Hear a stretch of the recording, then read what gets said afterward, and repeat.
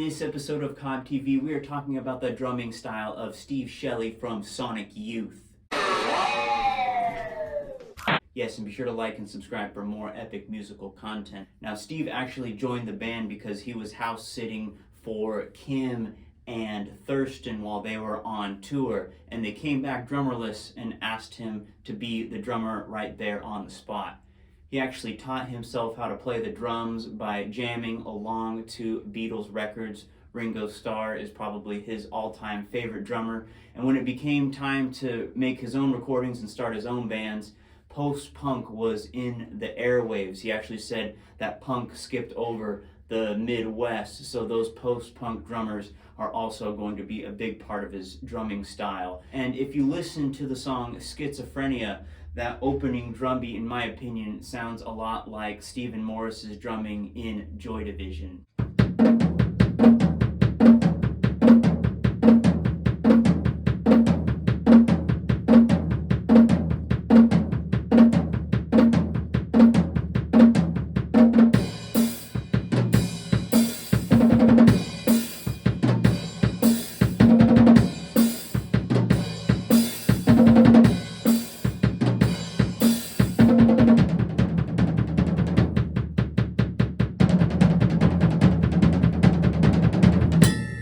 Now, on his influences with Ringo Starr, one thing that I really noticed is he has a similar approach to drum fills in that he likes to leave space and use them as part of the music, as a way to lift up the chorus, like in Kool Thing, for example.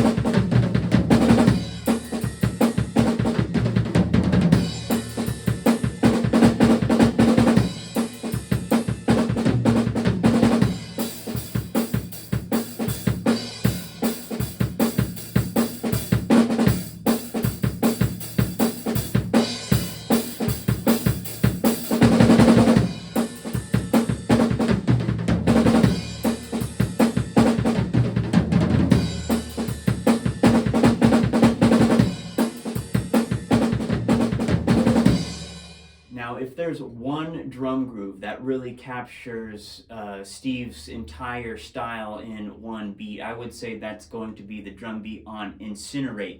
He does that funky 16th note thing on the snare, and the way he does it, he doesn't necessarily make it a ghost note like in funk drum beats. It's more similar to Ringo Starr. He probably got it from the Ringo Starr playbook. And then he's going to throw in a tom on the and of 4 every now and then in the drum beat, a lot like Stephen Morris when he would play in Joy Division and New Order.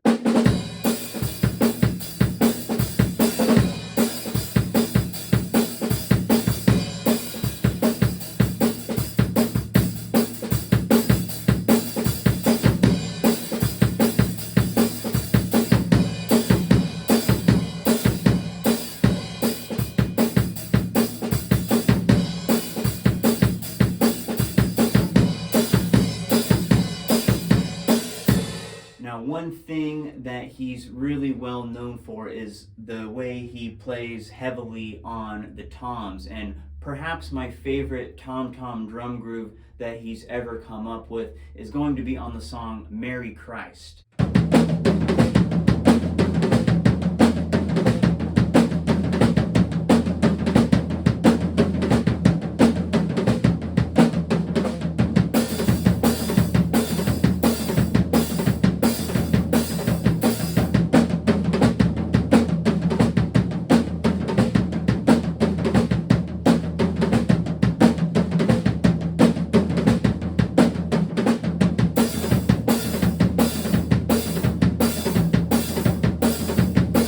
Another note about that drum groove on Merry Christ, you'll notice on the second half of the beat, I actually start playing on the hi-hat. I add an open hi-hat splash on the backbeat of that snare.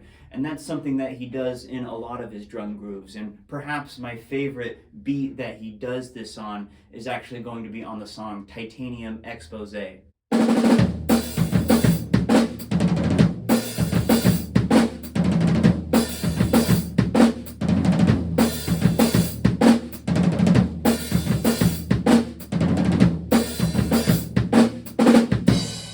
Now, Sonic Youth is a band that is heavily steeped in improvisation and experimentation, and that includes the drums. Even though Steve is playing these really tight beats that keep the song together, he also experiments. And a distinct thing about his playing is that he'll shake those maracas while playing a drum beat. He does this in both In The Heahter, and he also does this on the song Dirty Boots.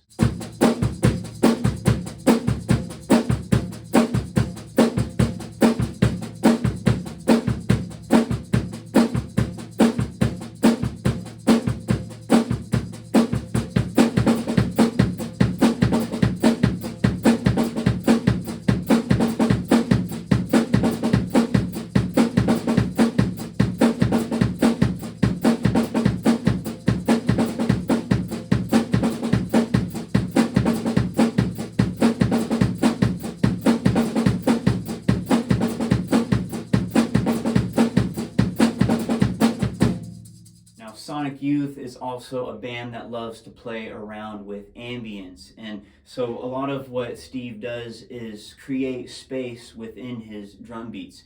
And on the song Tunic, which is actually about Karen Carpenter, funny enough, on the song Tunic he plays a really interesting halftime groove.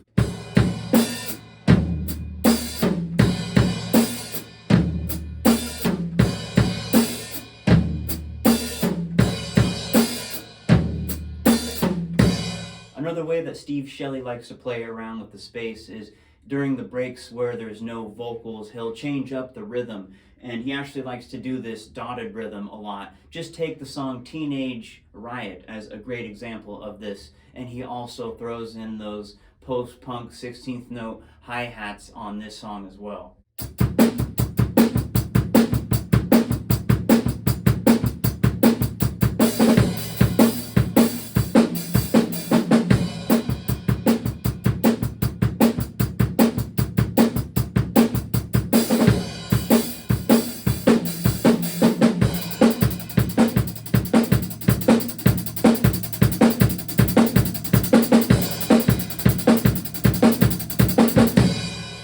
There you have it, just a small taste of Steve Shelley's drumming in Sonic Youth. A great place to start for those of you who are new to Sonic Youth is actually going to be the concert film 1991, The Year Punk Broke. A lot of those live performances are better than the studio recording, so I would start there. There's also some great footage of Nirvana in that film as well.